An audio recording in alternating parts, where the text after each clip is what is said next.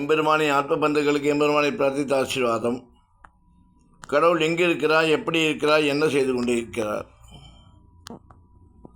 கிருஷ்ணதேவராய சபையில் இந்த கேள்வி கேட்குறா, யாருமே பதில் சொல்லத்தில்ல. தெனாலிராமன் ஒரு மெழுகுவர்த்தி ஏற்றி வச்சு, இந்த தீபம் எரியுதில்லை, அதை பாருங்கள். நான் பார்த்தோன்னா தீபம் மேல் நோக்கி தான் எரியுது.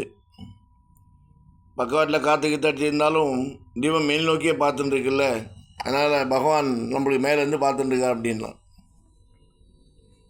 எப்படி இருக்கிறார்? அது ரெண்டாவது கேள்வி. ஒரு கிண்ணத்தில் பாலை கொண்டுட்டு அதில் தயிர் விட்டு உர விட்டான். தயிராச்சு. தயிருக்குள்ளே மோர் இருக்குது, மோருக்குள்ளே வெண்ணெய் இருக்குது, வெண்ணெய்க்குள்ளே நெய் இருக்குது. மூணுத்தை இருக்கிறத ஒத்துக்கிறீங்களான்னு ஒத்துக்கிறேன்னு சொன்னார் மன்னன். அதனால் கடவுள் எல்லாத்துலேயும் நிறைஞ்சிருக்கான். இப்போ என்ன செஞ்சுட்டு இருக்கார் அப்படின்னு கேட்குறான் மன்னன்.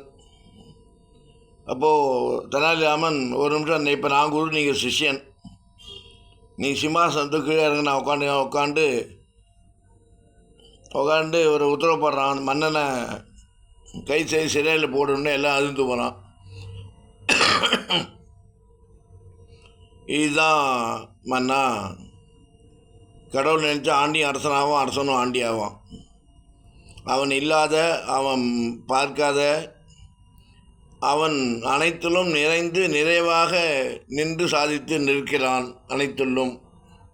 அனைத்துமாக இருக்கிறான். அனைத்திற்குமே அவனே மூலாதாரம் என்பதை உணர்ந்து கொள்ள வேண்டும் என்பதை தெனாலிராமன் மன்னனுக்கு புரிய வச்சான். இதுலேருந்து நம்மளும் புரிஞ்சுக்கணும்.